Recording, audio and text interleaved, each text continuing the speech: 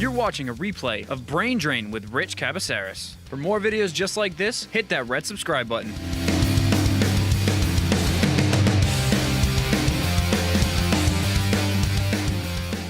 And happy Tuesday morning. You know, we're a day away from Valentine's Day, so if you're looking to get your loved one something great, you might want to tune into Brain Drain, because guess what? We're going to give you multiple ideas that you can sound interesting at the dinner table when you're sitting down with your wife, your husband, your girlfriend, your boyfriend, and sound like you actually know what you're talking about, because today we are talking about multi-level marketing schemes. We're talking about multi-level marketing companies. We're talking about pyramid schemes, not to confuse the two and say that multi-level marketing companies are schemes, at least yet, but we're going to let you decide that. But you can call in and join the conversation, 508-673-1480, because this is Brain Drain. I'm Rich Cabaceres, and you callers and listeners and people who are brain drainers have the opportunity to call in and let your opinion be heard. And this is one of the places where you help drive that conversation. You can watch us on WSAR.com, Spindle City Auto Glass Studio Cam. You can watch us on the J&J Jewelers Facebook live cam, and you can go and see everything that they have in their store, jjjewelry.com, everything in their store, or they can build something custom for you. You can watch us on TuneIn Radio or listen to us on the TuneIn Radio app around the world, because we come to you live 9 to 11 a.m. Eastern Standard Time every Monday through Thursday. And thank you so much for listening, and we've got a action-packed show today. We're talking about something that confuses a lot of people, and that is multi-level marketing companies. And I know you know some of the names that are out there. Names like Forever Living, names like Amway, names like ACN, Herbalife. These multi-level marketing companies are telling you that you can achieve the American dream through them. You can go from rags to riches. You can be a millionaire. You can be a multi-millionaire by doing what they do. But the question is, are you taking advantage of the people around you in order to make that happen? And is that okay? Is that not okay? Is that capitalism, or is that fraud? So we're going to dive into it a little bit deeper, and we're going to talk about the difference between what multi-level marketing firm is and what a pyramid scheme is. Or is there a difference? So let's kind of dive into it a little bit and explain what a multi-level marketing company is. So ultimately, it's set up in the way where somebody comes up to you and they say, hey, have you ever heard about, let's use Company A, because I don't want to unfairly purport one multi-level marketing company compared to the other. So we'll call Company A multi-level marketing company. And somebody comes up to you and they don't talk to you about the actual company. What they do is they come up to you and say, hey, how do you feel about working for yourself? How do you feel about making a difference in other people's lives, because now you have the disposable income to do everything you've ever wanted to do? Well, you can do that by getting into your own business and being self-employed. Why do you work for somebody? I work part-time, and I make millions of dollars a year working a part-time job, and that could be you. So you ask yourself instantly, that would be really cool if I could work 10, 15, 20 hours a week, 25 hours a week, and become a millionaire, because it appeals to two different things. One, it appeals to your want to have your own free time and control your own life. And two, it appeals to you trying to provide for your family or yourself and not be in the current situation that you're in. So, yeah, that sounds great. How do I do it? Well, what you have to do is you have to pay a membership fee, and we'll send you to this conference where we're going to teach you how to get other people and build a team. Okay, but what am I actually selling? And that's a great question. What are you actually selling? And if you're not selling any product, and you're making more money on getting other people on your team who are underneath you, who are generating revenue, and you're making commissions off of those folks doing work, then guess what? You very well may be entering into a multi-level marketing company. Because one of the things that's constant about multi-level marketing companies is they tend to talk about the product they sell less than they talk about people who they're recruiting. And one of the concerns about this is, are you going to be able to make money? So usually when you're in a multi-level marketing company, you have to make an initial investment, usually. And the investment, they say, oh, well, we'll send you to this conference, or you have to have an initial stock. And then with that initial stock or this conference, you're going to be able to go out and sell our product, and you make a little bit of money off the product. But where you really make the money is if you get other people to work with you in your supply chain, where they can be independent business owners, and they will work with you in your supply chain, and you will be able to make commissions off of them. And if they get 2 people or 5 people, then you'll make commissions off of all those people. So if you can bring 5 people in or 6 people in, and they bring 5 or 6 people in, you'll be making commissions off of 40 people. And if the chain continues to go down, you'll be making money off of all those people. But here's the thing, and this is a question you should be asking yourself right at the beginning of this show. If everybody is coming in at the bottom and you're making commissions off for everybody else, at some point somebody has to be the bottom. And do those bottom people make money? Or do they lose money? So we're going to go to a commercial break. On the other side of the break, we're going to talk about multi-level marketing schemes. We're going to continue the conversation, and we're going to talk about pyramid schemes and what the difference between the two are according to the Federal Trade Commission. And that's a governmental entity that you're paying taxes for. And we're talking about multi-level marketing companies. That's companies like Herbalife, companies like Nu Skin, ACN, Amway, Forever Living. These multi-level marketing companies are giving people a way to become self-employed. But the question is it a scam? Or is this really making people wealthy? So let's dive into the business models a little more. So in majority of these multi-level marketing companies, the way that people make their legitimate money is by bringing their friends in. And before we went to the break, I alluded to, if you're at the bottom of these multi-level marketing companies, if you're at the bottom of the pyramid, you odds are not making any money, or you're spending your own hard-earned money to try to achieve this dream. And then there are people who kind of go up the chain and they realize, hey, maybe I'm taking advantage of people. Maybe I'm making money or getting wealthy on people who are suffering. Is that okay?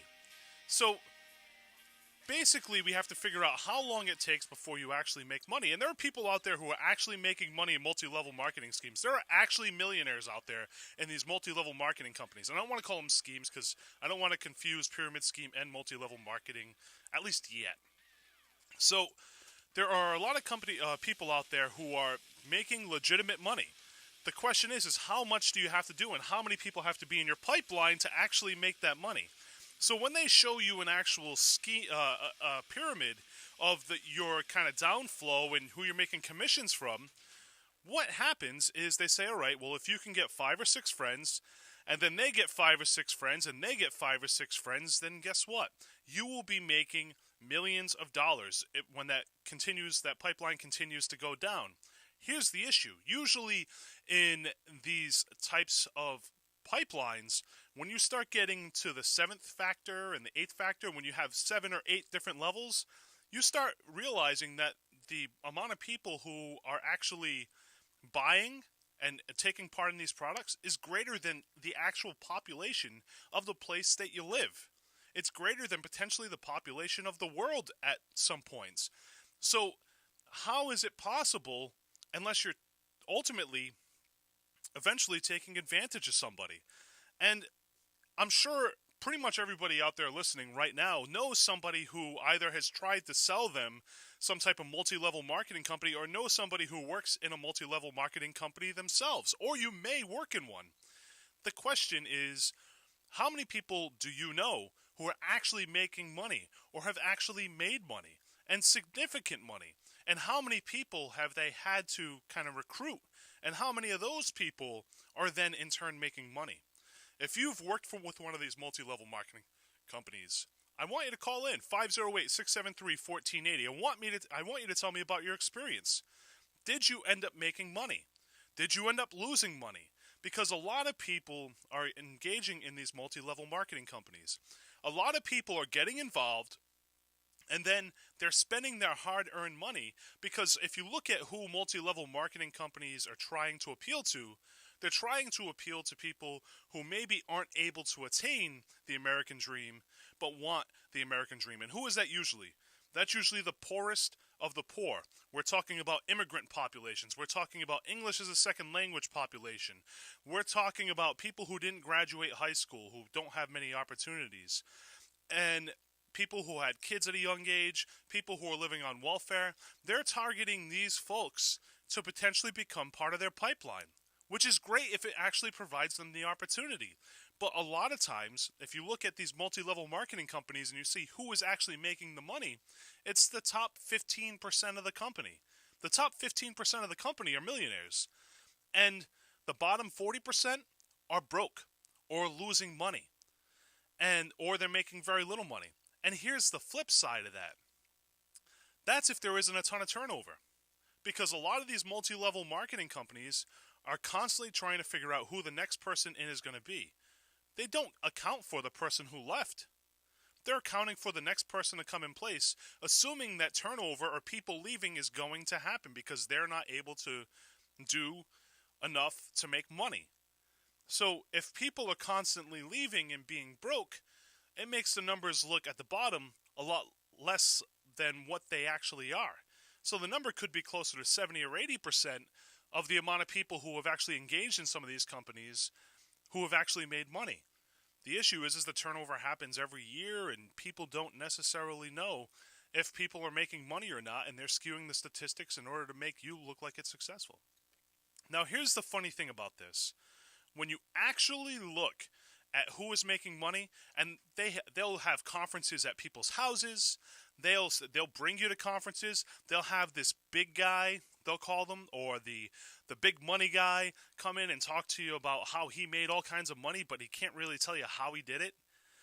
Those people come in and they'll actually show you a paycheck. They'll show you a paycheck, whether it's real or not. They'll show you a paycheck and say, look at how much money I made. This could be you. But that's scary. Because again, if it sounds too good to be true, it very well may be too good to be true. You very well could be throwing your money at something that is dying. And we're going to dive right back into the conversation talking about multi-level marketing companies. And when it comes to multi-level marketing companies, I think we have to figure out what the regulatory committee, and that is the Federal Trade Commission, has to say about multi-level marketing companies. And when they're talking about multi-level marketing companies, they say that you should learn more. And ask yourself, how long has the company been in business? Whether it has a positive reputation for customer satisfaction, what the buzz is about the company and its products on blogs and websites, whether the company has been sued for deceptive business practices, and check with your state attorney general for complaints about any company you're considering. And also evaluate their business model, evaluate their plan. Ask your sponsor for the terms and conditions of the plan. And a lot of times your sponsor might not even know what that is because your sponsor didn't get them. But ask. The compensation structure, how you make money. Because if you're making more money off of signing people up as opposed to selling product, you may be doing something that is a little bit sketchy. Your potential expenses. How much money do you have to spend?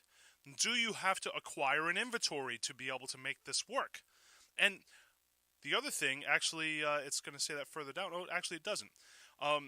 So how much more are they charging for their product compared to other products? Are they marking it up so much so that you're never really going to make money on the product? The name of the contact information of someone at the company who can answer your questions, and support for claims about how much money you can make, right? And this is more than just somebody who is showing you a paycheck saying, hey, by the way, I made $10,000 this week. And you don't know if that paycheck is actually there. Sure, it's in their name, but they could be using that as a tool to convince you to sign up because you're one of the lower level people and you're never actually going to make money. So, does this actually work? Do multi-level marketing companies actually work? So now let's talk about what a pyramid scheme is and what you should look out for. And here are some tips to make sure that you're not getting into a pyramid scheme. And tell me if they kind of sound similar. Beware of any plan that makes exaggerated claims, especially when there seems to be no real underlying product sales or investment profits. The plan could be a Ponzi scheme where money from later recruits pays off earlier ones. Eventually, this program will collapse, causing substantial injury to most participants. And this is again from the Federal Trade Commission. Now, it's funny how some of the things that are being said here sound very, very similar to what a multi-level marketing company is. Second, beware of any plan that offers commission for recruiting new distributors, particularly when there is no product involved or when there is a separate upfront membership rate. At the same time, do not assume that the presence of a purported product or service removes all danger. The Commission has seen pyramids operating behind the apparent offer of investment opportunities, charity benefits, offshore credit cards, jewelry, women's underwear, cosmetics, cleaning supplies, and even electricity. How about that? Even electricity they're preying on. Third, if a plan purports to sell a product or service, check to see whether its price is inflated, whether new members must buy costly inventory, or whether members make most sales to other members rather than general public. Meaning, are you selling more of your product to other members, or are you selling more of your product to the general public? If any of these conditions exist, the purported sale of the product or service may just mask a pyramid scheme that promotes an endless chain of recruiting and inventory loading. Fourth, beware of any program that claims to have a secret plan, overseas connection, or special relationship that is difficult to verify. Charles Ponzi claimed that he had a secret method of trading and redeeming millions of postal reply coupons. The real secret was that he stopped redeeming them. Likewise, CDI allegedly represented that it had the backing of special overseas banks when no such relationship existed. So, are they talking about special relationships, special deals, things like that? Fifth, beware of any plan that delays meeting its commitments while asking members to keep the faith. Many pyramid schemes advertise that they are in the pre-launch stage, yet they never can and never do reach the launch stage. And lastly, beware of programs that attempt to capitalize on the public's interest in high-tech or newly deregulated markets.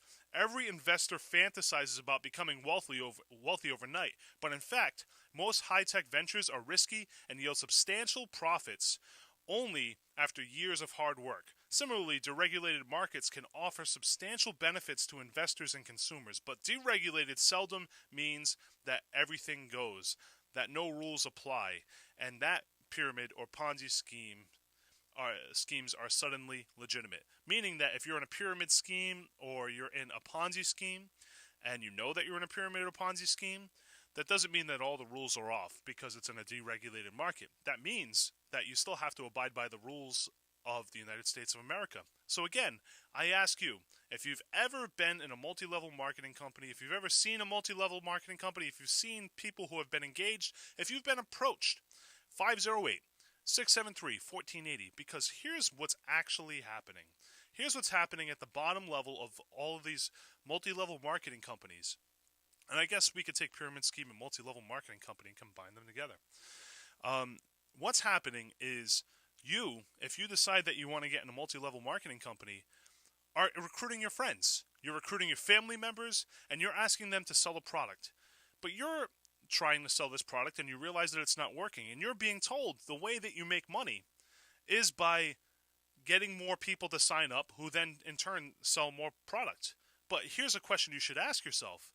If you're not able to sell product, then how are the people around you going to be able to sell the product? So if you bring them all on board, they're going to face the same exact problem that you face. And you know what that is?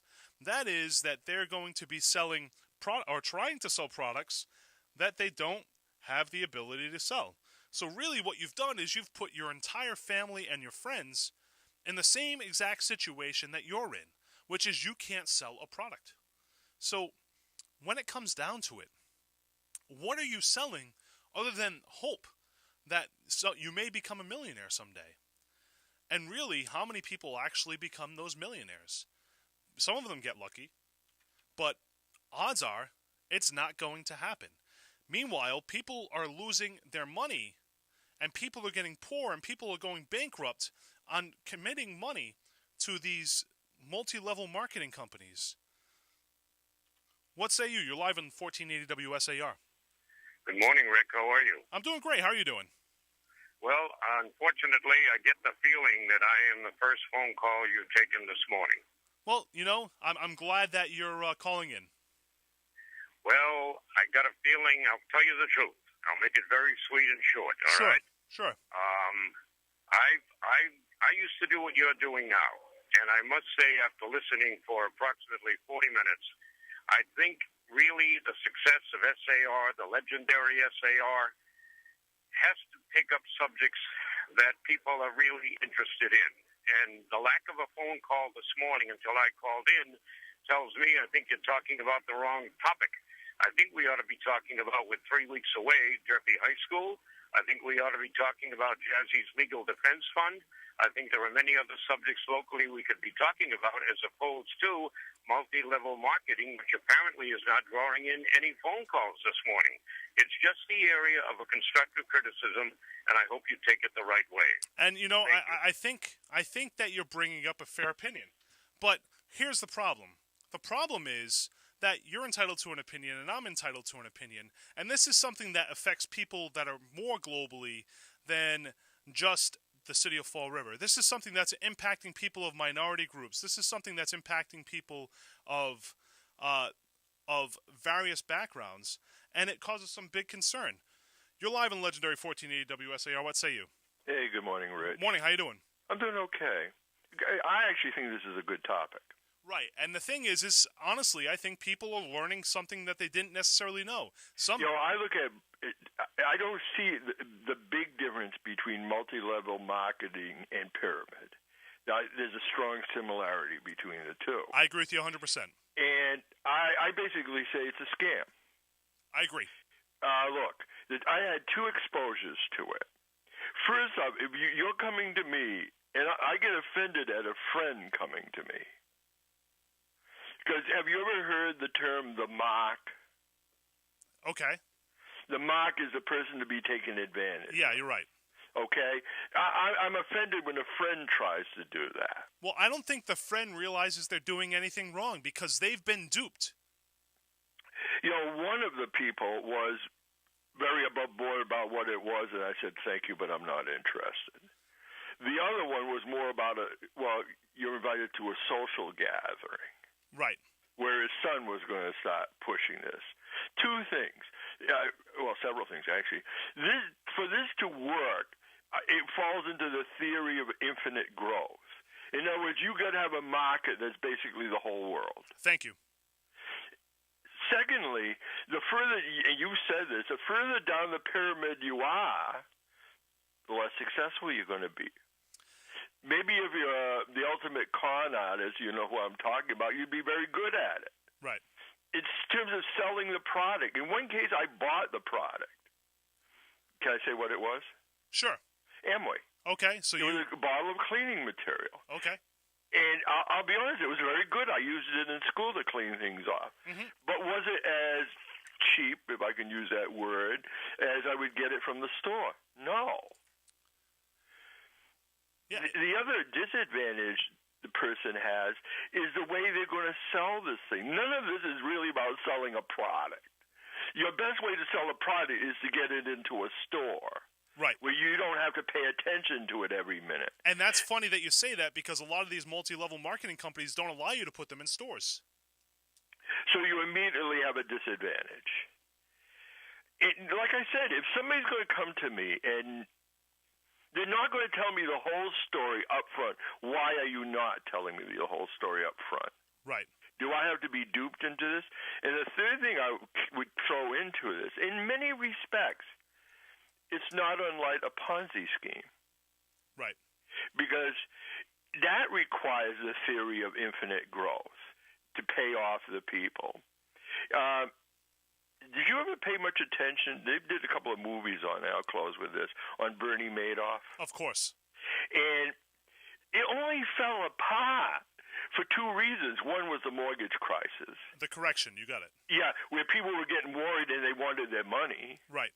And the other thing was a competitor who had one of their mathematical whiz kids try to reverse engineer it. Right, and they couldn't do it. And when he looked at it, he says, wait a minute. He said it's a Ponzi. It's not true. Right. He said it's a Ponzi the second that he saw it because he tried to re-engineer it. You're 100% correct. And one last thing on that.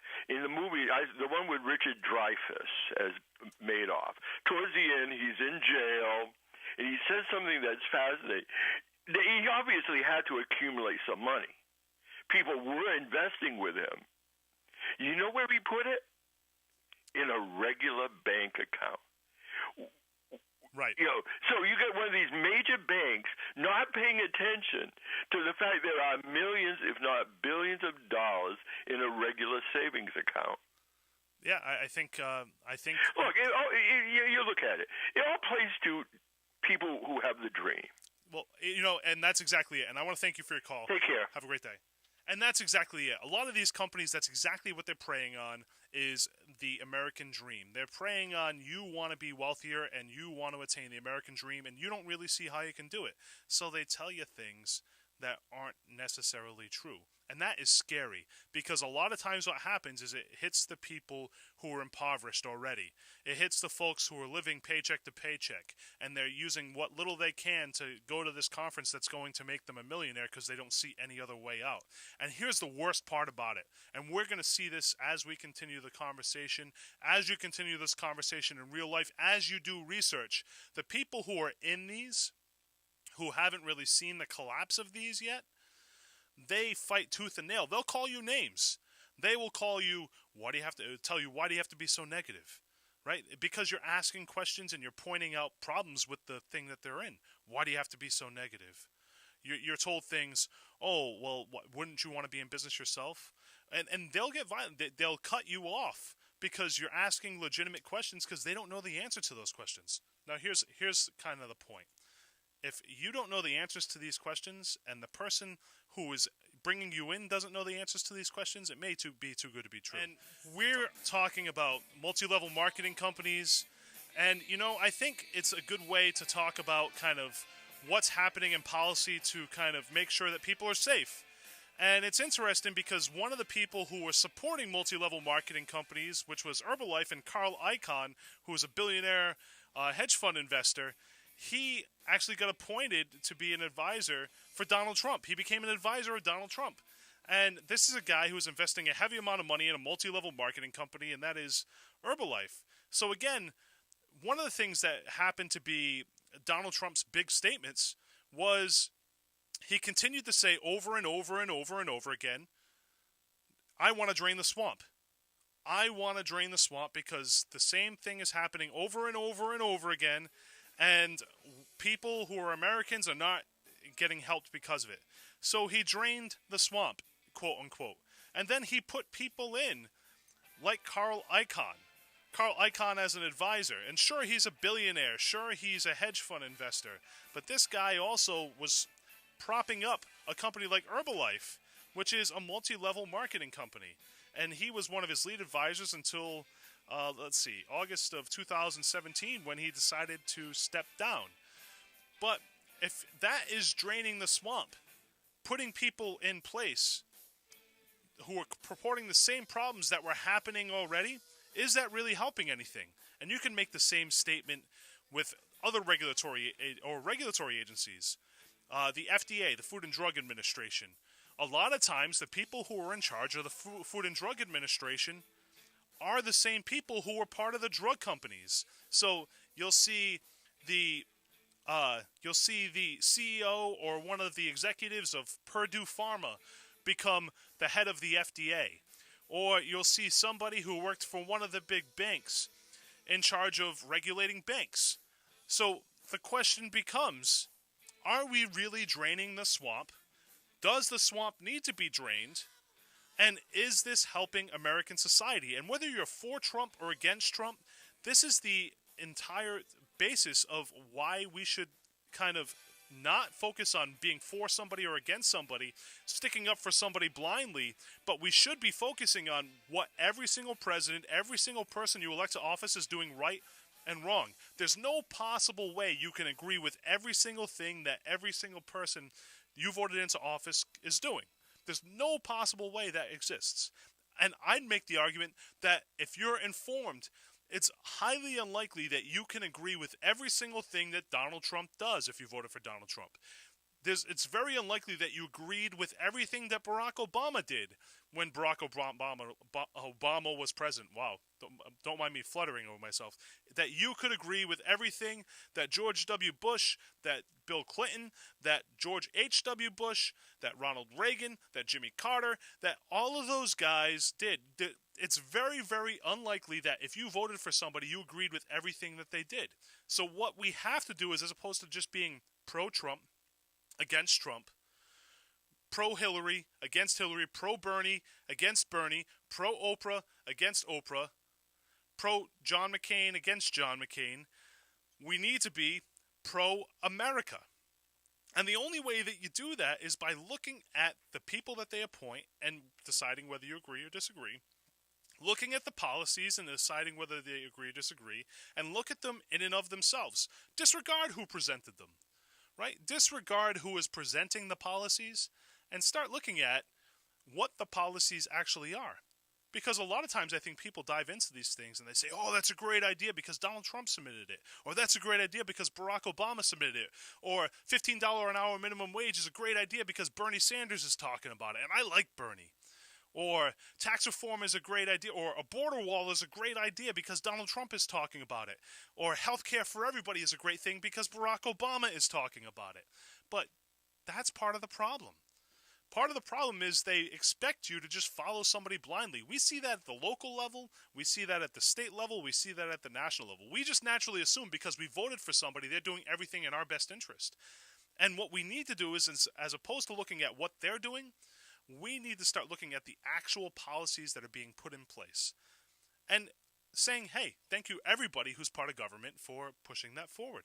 So, again, I'd make the statement that at this point in time, if you think that Donald Trump drained the swamp, 508-673-1480, join the conversation. If you think that he didn't drain the swamp, if he just put people in their place that did the same exact thing, 508-673-1480. Because there's one thing to be sure, at least I feel this way, and that is who's looking out for the average person? Who's looking out for the person who's making $30,000 a year in Mississippi? $20,000 a year in Mississippi? Who's looking out for the person who's making $40,000 a year in Massachusetts, $60,000 a year in California, $20,000 a year in Texas, $30,000 a year in Florida? Who's looking out for these people? It's not the Democrats, and it's not the Republicans. The Democrats are focused on increasing minimum wage, which makes you poor. And the Republicans are focused on helping their billionaire investors get richer, so maybe the money will flow down to the poor, to the middle class, and potentially the poor. But there is, at least not that I know of, a middle-class party. Nobody's saying, hey, we're going to help people who make between $30,000 and $80,000 a year. Or we're going to help people that make between $30,000 and $150,000 a year. Tell me who that candidate is. There are a lot of people who are reaching across the aisle, right? We've had congressmen on the show who talk about, I'm not going to hold the government hostage because I think that it's not right. I think we should be voting on things individually as opposed to putting things into packages so that way the American people are paying for more than they should be paying for when these deals get pushed through, when these bills get passed. And I think that that's fair because that's what you would do, right? If you are trying to pay the electricity bill, you don't expect to pay your car loan or your car insurance with your electricity bill, and that be a package deal. And by the way, you're paying more because of the fact that you have this car loan or something that you don't need, like a Disney vacation as part of your health insurance, or a Disney vacation as part of your gas bill. So why do they do that in government? That's something that doesn't practice at home, and there's no other reason than patronage, right? They want to get a bill passed.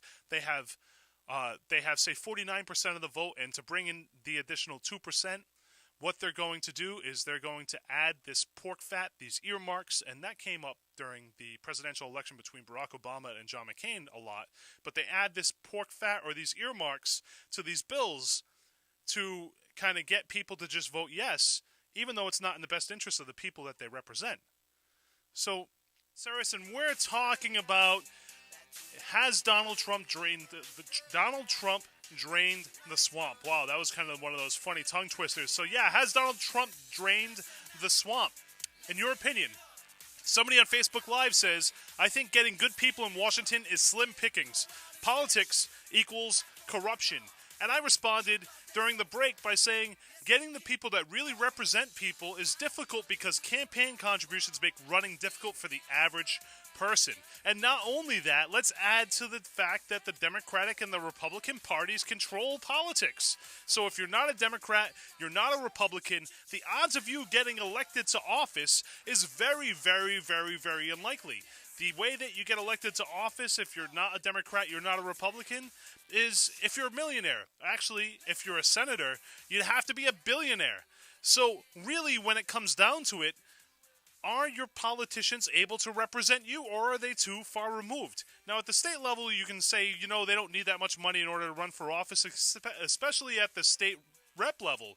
But again, you don't see a lot of people who've come from rags to riches and end up at the state rep level. Usually they come from middle-class backgrounds. These are the same folks who are saying, well, college is attainable for everybody, but have never actually had to struggle by living on their own. They usually come from backgrounds that college is available to them, and that's a fight that I think we have to continue bringing to the forefront, is college is not available to everybody. Here's why. If you cannot afford to put food on the table, the odds of you going to college is highly unlikely. And I know what they're going to say. Student loans are available to you. Well, you know what? They're not. Because the odds of you having somebody who's going to sign off on some debt for you in your family that you came from nothing is highly unlikely, because everybody around you's credit is bad. So until they change the program and truly make it available for everybody, where these athletes are going to schools and they're getting a full ride, but they're starving because they can't afford to eat and keep up with their work regimen and keep up with their schoolwork, until they start factoring in food into these scholarships for people and food into this financial aid that is going for people who are poor or lower middle class, people are not going to be able to thrive in college. It's truly not going to be accessible for everybody. Now, what are your state representatives doing about that? What's your state senator doing about that? What is your congressman, your senators at the federal level doing for that? What are the various college facilities doing about that?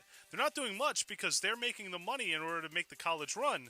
But are they really concerned about you, the average person, you, the working poor person, having access? You're live in the legendary 1480 WSAR. What say you? Hi. How you doing? I am an American citizen. Okay. Yahoo. Big deal.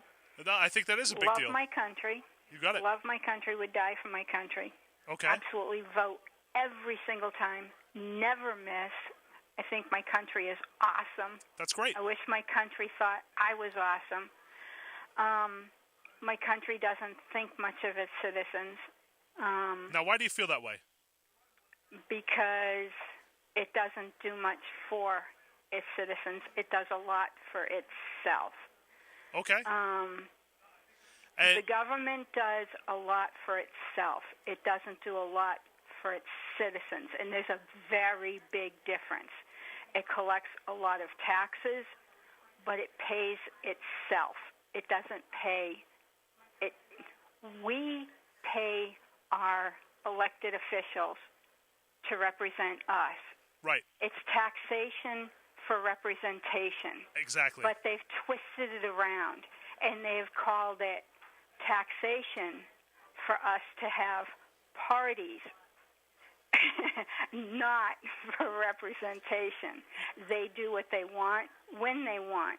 We call up and we say, we'd like you to be able to do things this way, and then we turn around and it's done a different way.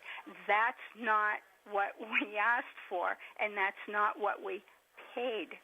And it's funny that you say that, because the founding fathers, the reason why we moved away from England as kind of being colonies of England is because of taxation without representation. And now but we're not getting representation. And if I may, go for it. At this point, if you have to worry about feeding your family, having enough money to feed your family, having enough money to put a roof over your head, having enough money to be able to make that next rent payment, you're going to worry less about what your elected officials are doing. Well, here's a funny statement. Because you're more worried about whether or not your family is going to be on the street instead of in that home. Now, it's funny that you say that because I agree with you that it's supposed to be designed where your tax dollars are benefiting you. And when you see... Our tax dollars are not at work for us. If you let me finish, I think one of the things that you actually find is exactly what you're saying, that our tax dollars aren't necessarily working for us. Our tax dollars are working for the Democratic Party agenda, the Republican Party agenda, but when you look at the mass amount of Americans, they're getting very little from their tax dollars. And here's another interesting... We're getting nothing from our tax dollars. And here's another interesting concept for you. Is the federal government taxing people even constitutional? How do you feel? Taxing us is constitutional. We have to be able to support our government to be able to take care of the people as a general population. But why? But so it has to take care of the people, not the elected officials. So we should not be making our elected officials millionaires, multimillionaires, billionaires, trillionaires. The elected officials shouldn't be making a windfall. They shouldn't be making money to amass lottery winnings every year, yet they do. Thank you so much for your call. Have a great day. And, I think she brings some fair points. But again, I want to point out, is taxing people even constitutional? Because really, when you think about it, before FDR, taxes were a lot less. People weren't paying for things like Social Security. People weren't paying for things like some of these oversight committees. It was the states who took care of that. And FDR came in with the New Deal. The federal government gained more power, gained more money. People's taxes went up, and it pulled us out of the Depression, the Great Depression. But the question becomes, again, is this still benefiting people today, or do we have to change our policies? Are your tax dollars being wasted, or would they be better in your pocket or better in the state's pocket so they could make sure more so that you're getting the benefit from living in the area that you should be living freely in? You're live on the legendary 1480 WSAR. What say you? Good morning on this sunny day. Good morning. How are you doing today? I'm doing fine, and I agree wholeheartedly with that previous caller. I'm just going to make a comment, and then I'm going to hang up. Sure thing. They're not looking out for us. Okay. Because they can't get together to vote on stuff that help the citizens, but they sure as blazes can get together when they want to vote themselves a raise. Have a good day. Thank you so much for your call. And I think a lot of people share your exact sentiment. And I want to point this out. The lines are lighting up right now. People want to talk about what their government is doing for them. And before we go back to the lines, I want to point out something that somebody on Facebook said. Every politician should have to live in the poorest district for 6 months on the same average income as the people before they take office. There would be no one, she says, there would be no one running. And I think that is a good point. Whether it's something that should happen or not, we can discuss that. But do you think that politicians, before they get elected, should live in the poorest district for 6 months before getting elected so they can relate to the people who they represent? You're live in the legendary 1480 WSAR. What say you? Good morning. Morning. How you doing? Not bad, you? I'm doing great. What's up? About the politicians that tell the truth get thrown out of office. All you have to do is go look at Cynthia McKinney's record. She was a former congresswoman of Georgia.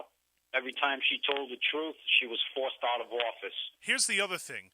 People, for some reason, don't want to hear information, and the second that you start talking about the truth... I don't believe that. People want to hear the information. It's that they get bits and pieces doesn't give you the whole picture. So let me elaborate. Let me elaborate. So people don't want to hear information that they don't like. They like hearing information that they agree with, and confirmation bias is one of the things that's driving politics right now. So when you ask questions or when you point out facts that are counter to people and the person that they want to support as opposed to the beliefs that they want to support, they start trying to go after you in a derogatory manner to push you out of office. And look what's happening at the federal level. People are going after people personally as opposed to going after their policies and procedures and all this other stuff. What say you? Well, that's to keep the people in the dark. Right. That's to divide and conquer. But I'll be honest with you. One other issue before you let me go is the taxes. Income taxes are a fraudulent law. The 16th Amendment was not properly ratified. Bill Benson and Red Beckman wrote a book, The Law That Never Was, about the 16th Amendment. They went to the lower 48 states, and they went to every state, and they found the documentation that proved that the 16th Amendment was not properly ratified. And they've done this in the 80s, and they're still trying to get a Supreme Court hearing, and it's not being allowed. It's stuff like this that people don't talk about. And if people were to talk about stuff like this, you want to see people start tuning into the radio stations?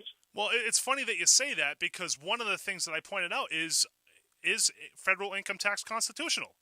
And no, it isn't. Right. And Bill Benson and Red Beckman proved this. And they have all the documentation to prove it, and they're not being allowed to have a court hearing. How's that suit? Right. How would Sam Adams, how would John Adams, how would George Washington look at the tax system the way that it currently is? What do you think? Well, it's unlawful. And I mean, you can watch. There's a documentary called "America: Freedom to Fascism." That's about income taxes, and they prove in a court of law that income taxes are not lawful if you know how to assert the law. Nowhere in the IRS code book does it say or define the word income. Right, and I think it's a question that we should start asking ourselves, because we talk about how the federal government isn't really looking out for the best interest of the average person. Then, if that's the case, then that's taxation without representation. And just look at the Washington D.C. license plate. That's exactly what it says. And back to that American Freedom to Fascism, there was 2 IRS agents that people kept coming to them and telling them that the law was unlawful, and they were like, well, this is crazy. I keep getting all this information, so I'm going to look into it. And Joe Bannister and Sherry Peel Jackson, former IRS agents, looked into it, and they couldn't find the law that says an American has to pay an income tax. But instead of them being promoted, they were fired. How about that? Thank you so much for your call. Have a great day. You too. You're live on the legendary 1480 WSAR. What say you? Hi, I can't believe what I'm hearing on this radio station. What is the reason for that? What is the reason? Yep. We didn't have all these free programs that they have now. Social Security was not meant to live on. It was just a supplement. Okay. Am I correct? Sure. So the question... Now, what's with all this saying, well, the government's got to do this, they got to do that? People have got to do for themselves. Those are disabled, that's different. All right, so here's a question then. If people have to do for themselves, then why do we have a government in place? Well, there's a lot of things that goes with all this. No one has mentioned about the tax rebate that people are getting in their checks.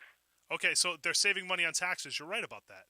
Yeah, how come nobody's mentioned it on this radio station? Well, they don't want to give Donald Trump any credit. Wait, actually, come on. Let's be real about this. The first person to talk about this tax reform potentially being a good thing was me, and I still feel okay with that. That being said, I'm not throwing Donald Trump under the bus. I'm talking about taxes as a whole and wondering what taxes are doing for the average person in the country. And that's not just under Donald Trump. That's under Barack Obama. That's under George W. Bush. Do you feel represented? And why are your tax dollars being spent if you're not getting the representation, if you're not getting the benefit of those? Well, what representation do people want? Right. They want everything for free. I disagree with that. I think people want to live in a free country and they want to have the opportunity to succeed on their own. But there's constantly these things that are in place. And really, when you look at it, how much money are we spending in federal tax dollars on things that benefit nobody other than people who are in government? Well, they are going to make a lot of cuts. Well, and I'm not suggesting cuts. I'm saying entire reform. Yeah. They are going to reform a lot. Right, and they don't have an incentive to. Why? Because they keep on getting elected and put into office on the old system. Well, so thank you so much. Radio station. Yep. All it does is knock down Republicans.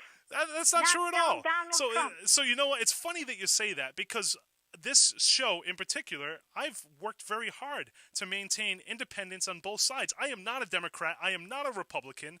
I am a person who focuses on what is right and what is wrong. There are some things that the Republican Party is doing right. There are some things that the Democratic Party is doing right. And there are some things that both parties are doing completely wrong. So to make that blanket statement because you don't necessarily agree with something that comes out of my mouth is false. I'm not saying about you. I'm talking about you have these callers that call every day. So here's I already know what they're going to say before they say it. So here's how you change that. How you change that is you tell all your friends who have the same philosophy as you to start calling in and talking about the other side. And actually, it's funny that you say that because the last time I did a poll about whether tax reform was good or bad, the last time I did a poll about who your favorite president was, you know what everybody called in and said? Donald Trump won. I asked who you thought should be the next president of the United States, and Donald Trump won. Not only won, but he won overwhelmingly. So thank you so much for your call. I really, really appreciate it. Have a great day. You. And thank you for your points. Thank you for your opinions. I think it's important to state that if you disagree with me, please call in 508-673-1480. I want to hear your opinions. And while I disagree with her, I appreciate her opinions because you know what?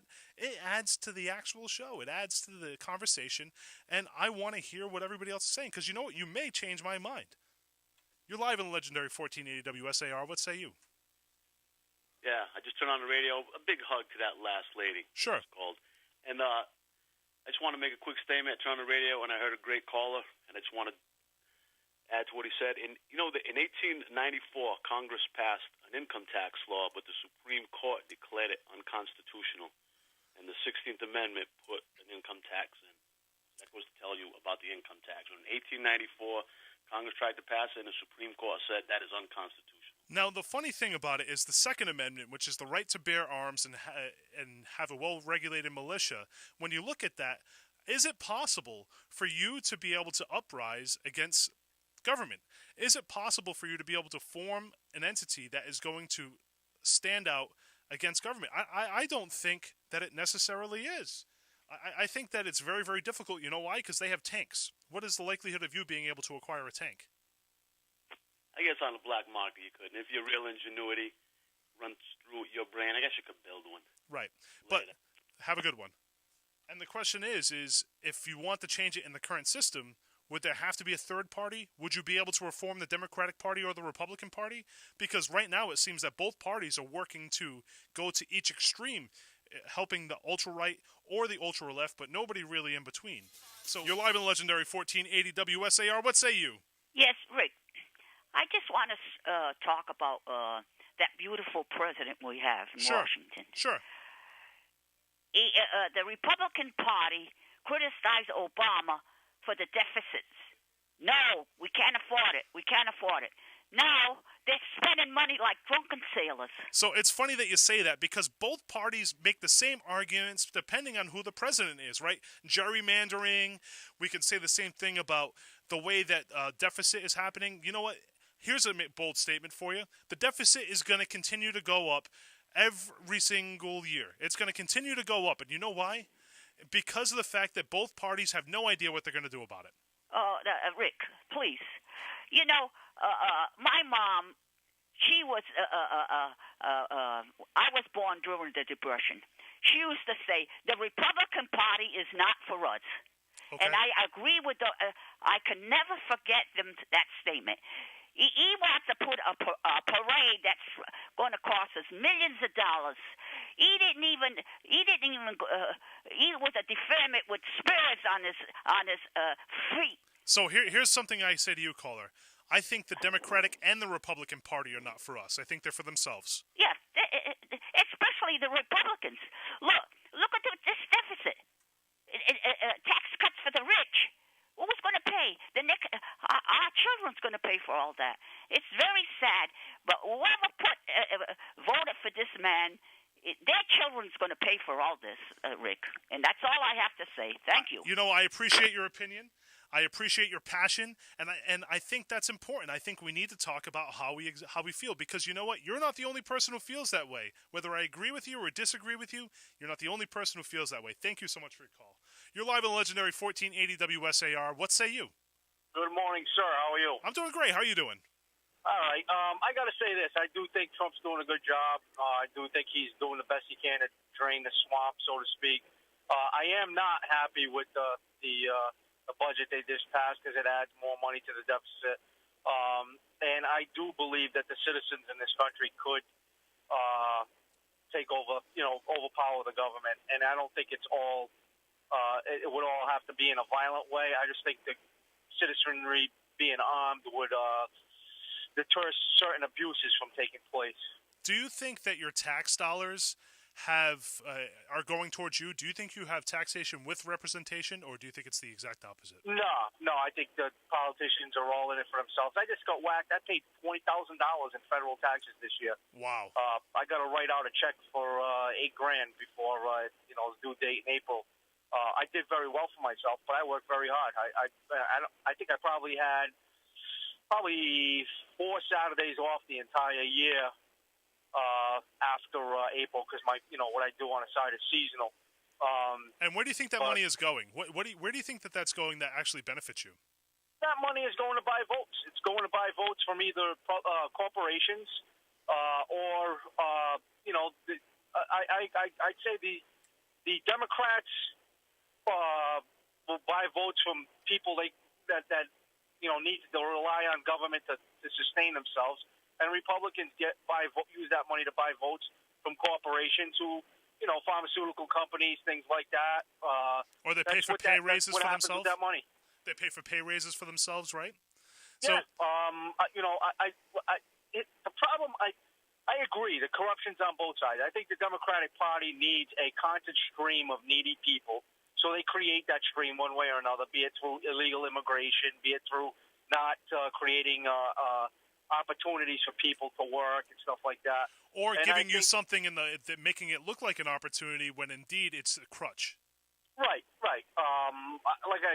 Speaking of crutches, I think welfare should be a crutch until you get yourself on better feet, not a wheelchair for the rest of your life. I think that's a very good analogy. I think I like the wheelchair better.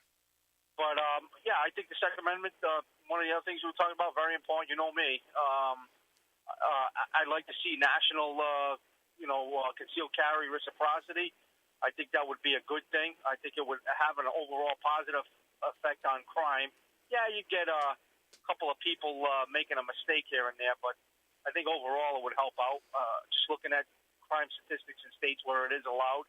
I don't know.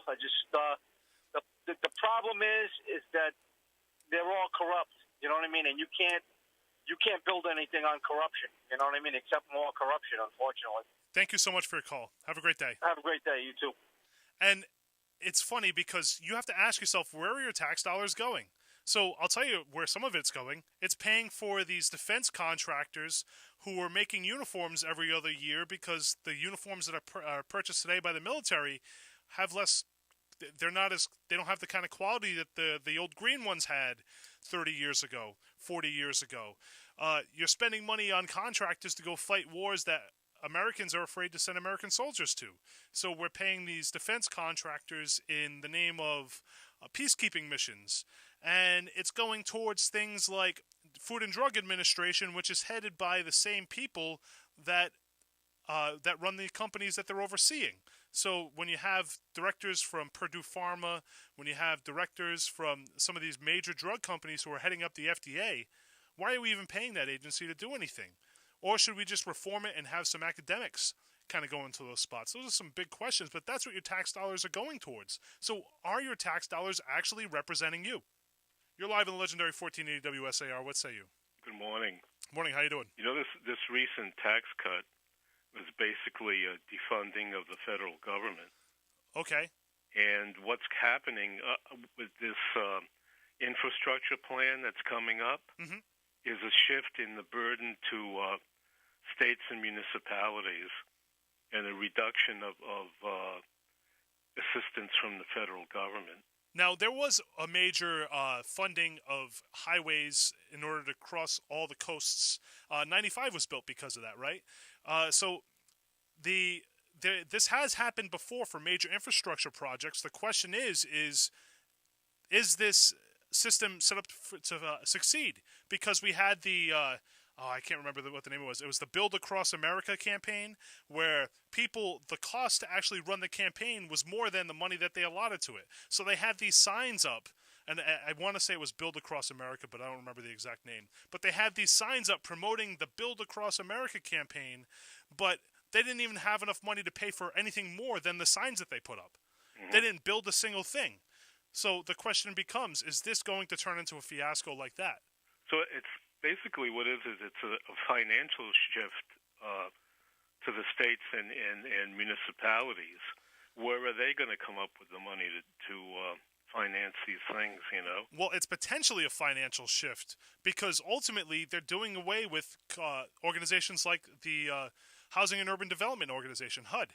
They're talking about doing away with the funding for that, which a lot of municipalities, they kind of use as a piggy bank. Also, the federal formula for funding things like highways and highway reconstruction, and I mean, who knows? Maybe the spaghetti ramps would never have been eliminated without the assistance from the federal government. Right. So a lot of that construction probably would have never taken place, or it would have been more difficult for states and municipalities to finance it. So it's funny that you say that because actually it's kind of an interesting part when you talk about the spaghetti ramps or highway building and how it relates to politicians. I don't think I met a politician who served in the previous 5 years to that being built or during that being built who didn't try to take credit for those ramps being built. And that's the way bridges are and everything else. Every business, anybody who was even remotely involved tried to take credit for that kind of thing. So what are your tax dollars paying for other than people taking credit for things that aren't really theirs? Well, the main question is it's a reduction in the tax cuts were basically a reduction of the revenue coming into the federal government. That provides sort of the reasoning that, well, it's going to have to be up to the states and municipalities to come up with this money for infrastructure repair. Sure. So where is the money going to come from? Right. And that leads the next question is, well, we're going to have to reduce programs like Medicare and Social Security. So that sort of provides the excuse for further dismantling of the federal government and also elimination of two basic entitlement programs. Well, and it's like a big money shuffle that's going on, Well, that's all it ever is, right? Part one was like the tax plan. Now it's the infrastructure, and then the next will be so-called welfare reform, because the impression is being created that Social Security and Medicare are a form of welfare. But that's all politicians do, is they just shuffle your money around, and there's no clearer example than what's happening in Fall River, Massachusetts, where they're asking for a debt exclusion, but they're doing away with $2.5 million from trash bags. All they're doing is shuffling money around and keeping the same amount of money. You know what's really funny? This whole thing about CSO relief too. That's going to be like whistling down the wind. You know what I'm saying? You got it. Well, thank you so much for your call. Take care. Have a great day. You're live on the legendary 1480 WSAR. What say you? Hello. Yeah, I just wanted to say that the state of our country right now and all these awful politicians, I think the American people need to look in the mirror and realize that it's their fault. No one goes to vote.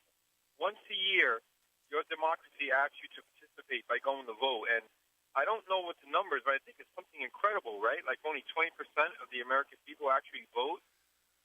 So, and it's funny. So, I think you make a fair point. Let me let you know why I disagree, and then you can tell me what you think.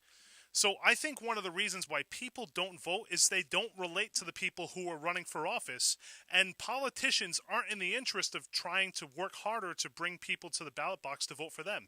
So politicians don't want people to come to the ballot box unless they're voting for them. So they only work on getting people out that are voting specifically for them. And if every politician does that, they only focus on people who have voted previously and have shown to vote previously. That misses all the 18, 19, 20, 21, 22, 25, 30-year-olds who may be voting for the first time and you may be able to get, but may take a little more work. So really, the system is set up in such a way where, in my opinion, the voter turnout is going to continue to go down because the people who are elected to office don't really represent the majority of the people who live in this country. What say you?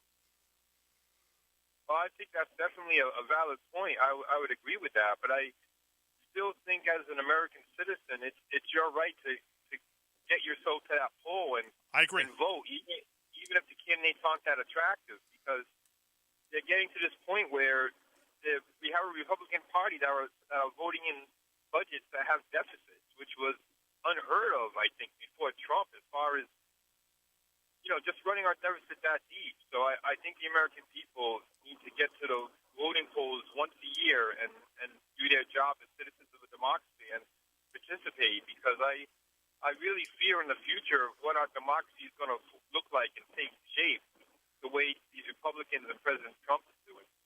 Thank you. Thanks for taking my call. Hey, and thank you for your opinion. I really, really appreciate it because you have a fair opinion. I think it's important to say that people should be getting out and voting, but it's disincentivizing when you go to the ballot box and you can't relate to anybody who's on that ballot, right? Because if you look at the people who run for the federal level, majority of them are millionaires already. They've never had to work hard a day in their life, and if they did have to work hard, it was under the support where if they fail, they're going to be able to rebound because their parents have lots and lots and lots of money. You don't see the guys often who came from a welfare background and had to work their way up and had to fail and start from scratch again and work their way back up again. You don't see that. And that's the way majority of the people in the United States are living today. All it takes is one failure. All it takes is one sickness and you are broke. You're going to be on Social Security. You're going to be on welfare if you get sick.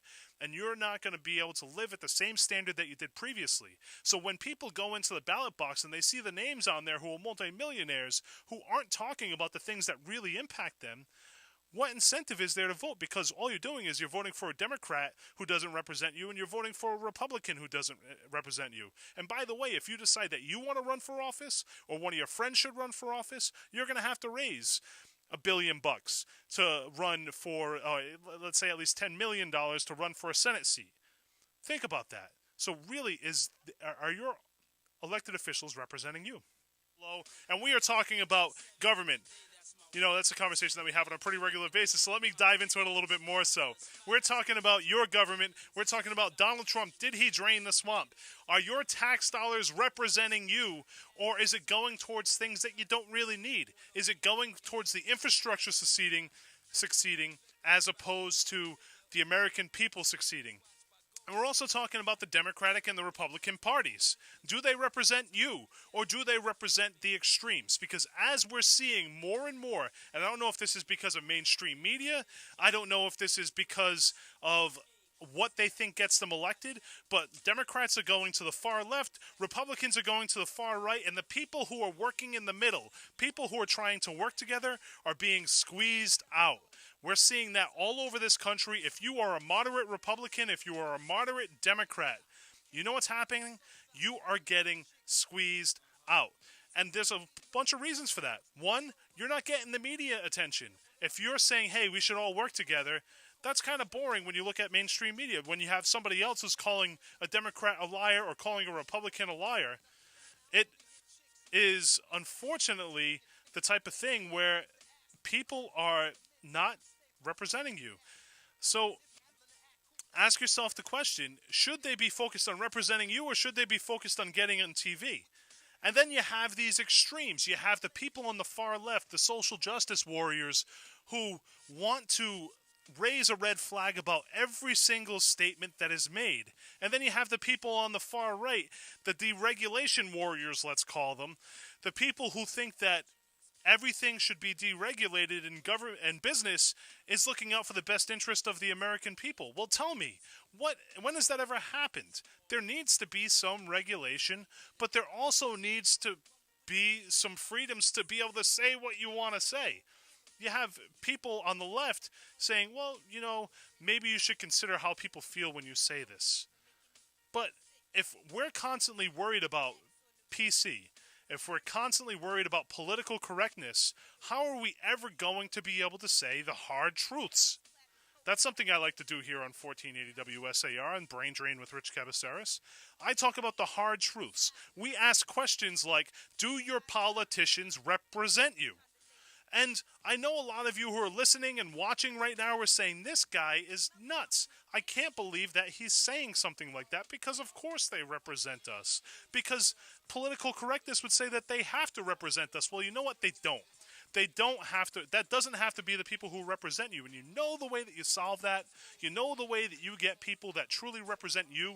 If you're a middle-class person, if you're making $30,000 a year, if you're making $40,000, $50,000, $60,000, $70,000, $80,000 a year, or if you're one of those folks who had a job once, but because minimum wage keeps going up, you've been forced onto the welfare system. You know how you get politicians who represent you? You start coming together. And social media is the best way to do that. Use social media as a tool.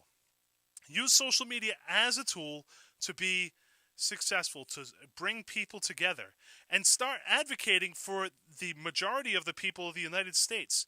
Let's stop this bickering of the extreme right saying that really, really bad, or really, really strict abortion laws, or really, really bad economic policy based on nothing more than hunches. And let's stop the left going after going after social justice and saying, hey, you shouldn't be able to say this kind of thing, and taking away Second Amendment rights. We need to work together. We need to come up with compromises, because majority of the people in the United States are worried about how to get by day to day. And majority of the people in the United States would not be able to run for office. And there's a reason for that. It's campaign finance. So again, I want you to think about this for the next day, because tomorrow we come back on 9 to 11 a.m. You can call in tomorrow and tell me what you think. Do you think that your tax dollars, do you think that your federal tax dollars, do you think that your state tax dollars, do you think your local tax dollars go towards things that benefit the majority of the people, or do you think that they go towards things that benefit the ruling party?